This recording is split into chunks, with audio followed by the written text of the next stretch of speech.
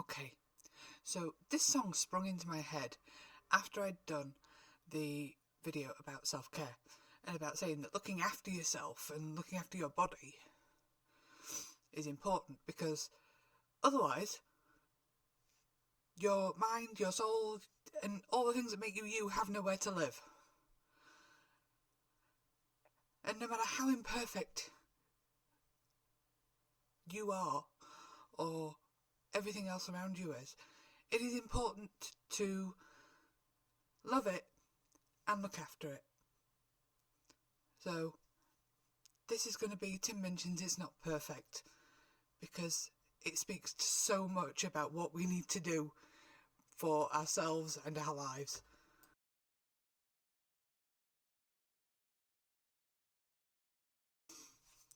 Okay, so this is Tim Minchin with Not Perfect. No one and nothing is. No matter how much we would like them to be, or how much we would like ourselves to be, no one is perfect. But I think this is a beautiful way of saying it, and also imparting how we feel about ourselves and our surroundings. So I'll break it down, partly for copyright and partly because I get confused.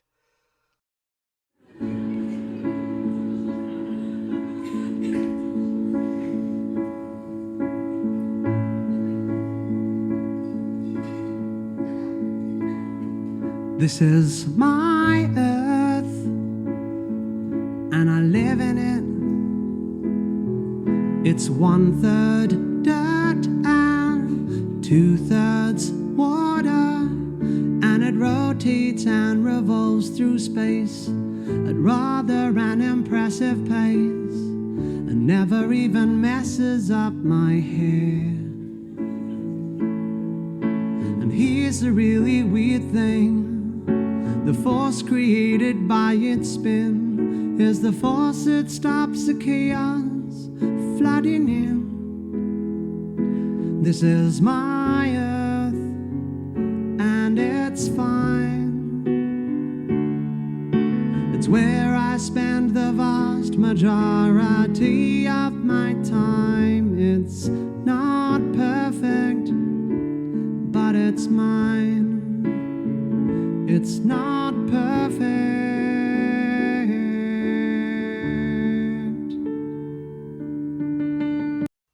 It's very vague. 1/3 dirt and 2/3 water. Yeah, pretty much that sums up the earth. But it's mine. It's where I live.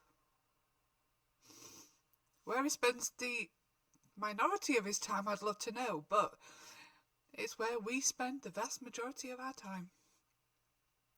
It's ours. It's not perfect, but it's home. This is my country, and I live in it. It's pretty big and nice to walk on, and the bloke who runs my country has built a demagoguery and taught us to be fearful and boring.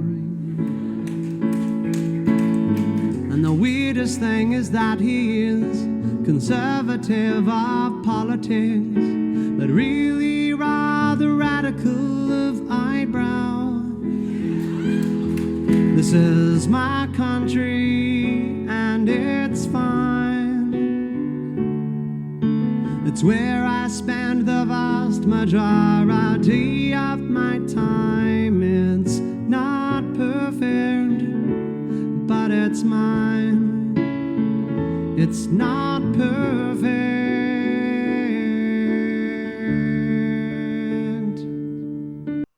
Fine, it's Australia. I have absolutely no understanding of Australian politics. But the interesting thing was, it taught us to be fearful and boring. That's pretty much every country's leader. Be fearful, fear us, we hold the power, stay boring. So yeah, I don't understand Australian politics. He does. This is my house, and I'm living in. It's made of cracks and photographs. We rented off a guy who bought it from a guy who bought it from a guy whose granddad left it to him.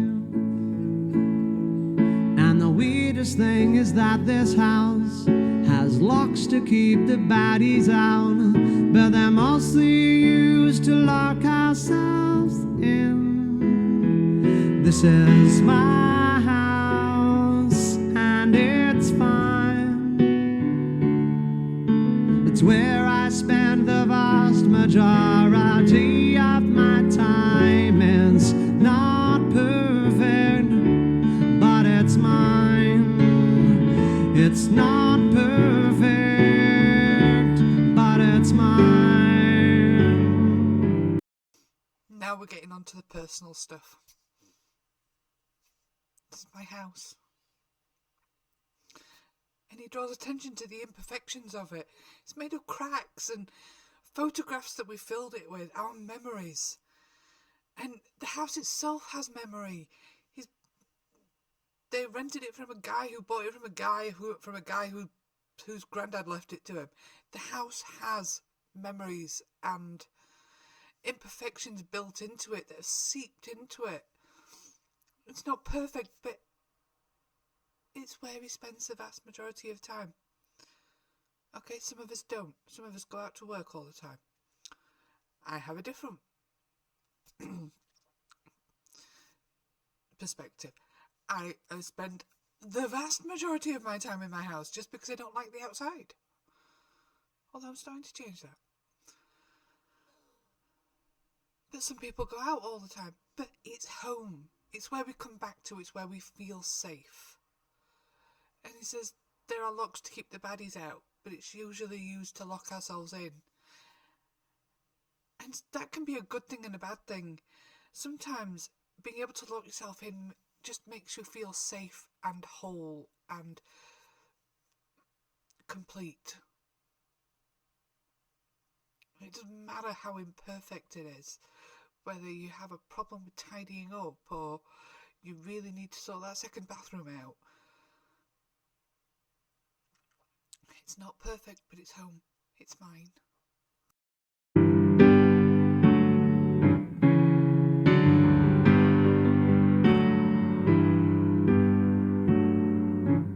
This is my body, and I live in it.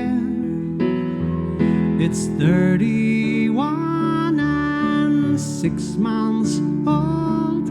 It's changed a lot since it was new. It's done stuff it wasn't built to do. I often try to fill it up with wine.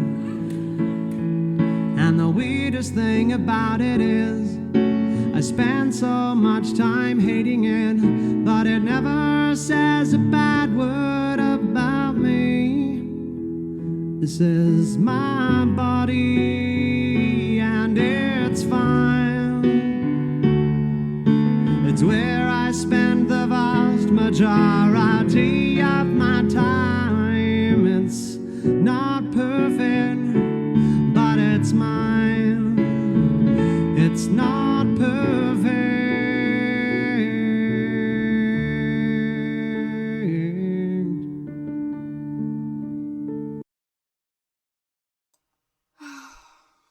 That one just hits me. I spend so much time hating it, but it never says a bad word about me. I think that's something that we can all kind of take in and say, it's changed. It's changed a lot since it was new. And I have done so much with it. Some things it wasn't meant to. I'm not asking. But it's where you live. And I think some of us forget that. We aren't living if we're not in our bodies. I mean, I'm sure astral projection is a possibility, but we have this body, and this body alone. We can be nice to it. We can love it for all its imperfections. Or we can just spend so much time hating it that we don't look after it. And I think that's a problem some of us do actually deal with. We spend so much time hating our physical appearance and the bodies that we're born into and things like that, that we forget that it's the only one we have, and as long as we look after it, it will give us a home for a good long while. And I think we forget that. This is my brain, and I live in it. It's made of love and bad song lyrics. It's tucked away behind my eyes, where all my fucked up thoughts can hide. 'Cause God forbid I hurt somebody. And the weirdest thing about a mind is that every answer that you find is the basis of a brand new cliche. This is my brain, and it's fine.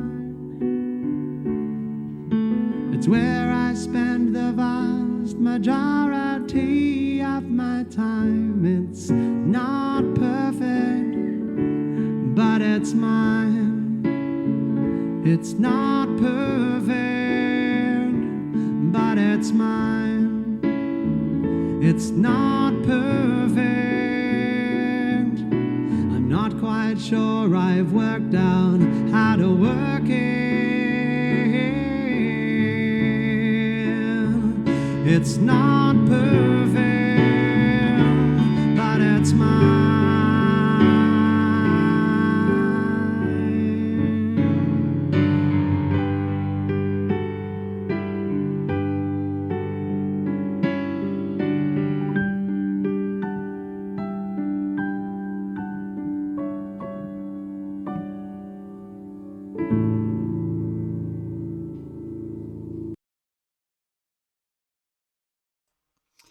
Yep. His mind. This is my mind. Letting go. And it sits there tucked away, chugging along, and it comes up with all sorts of ideas and thoughts, and some really bad ones that you keep inside just so that you don't hurt somebody else that you love. And that's what's in there, in your mind, your heart, your soul, whatever you want to call this big squishy envelope of, well, not envelope, folded mass of matter. Is filled with everything that makes us us. And not all of that is for public consumption.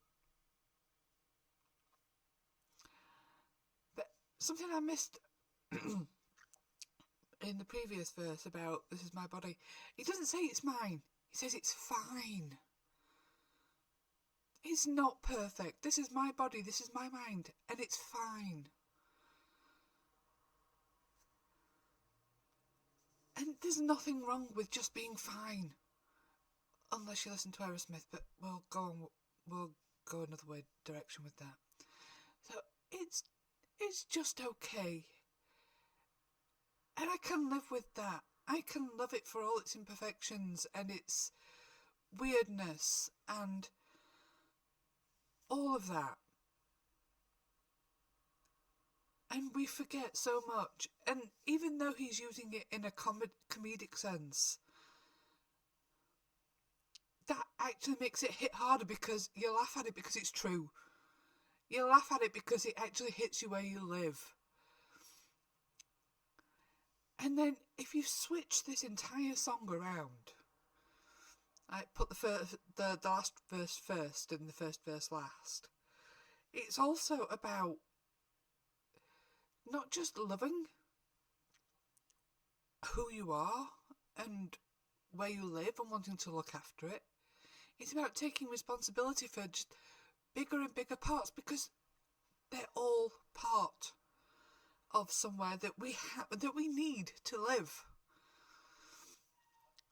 And I'm going to get rid of this window for a moment, because this entire thing actually leads me to think about Terry Pratchett. And yeah, that might sound like a weird segue. But when he's talking about the world, this is my world, this is my country, my house, my body, my brain, he's working down from the macro to the micro. But when it comes to accountability and looking after our environment and things around us, you actually need to work backwards. So, this is my body, or this is my mind. Look after it, be nice to it, tell it off when it needs it, give it some tough love. This is my body. Look after it, my mind has nowhere to live without it. This is my house. Look after it. Patch it up. Fix things that need fixing, because I have nowhere to live without it. And this is my country. Take an interest. Make positive changes where you can.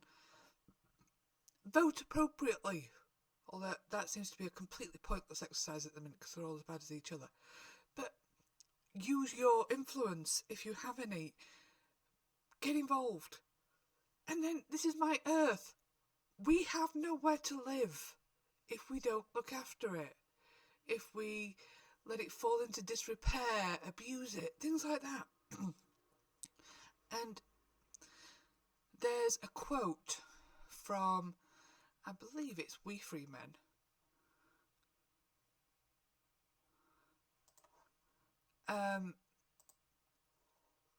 About taking responsibility for things.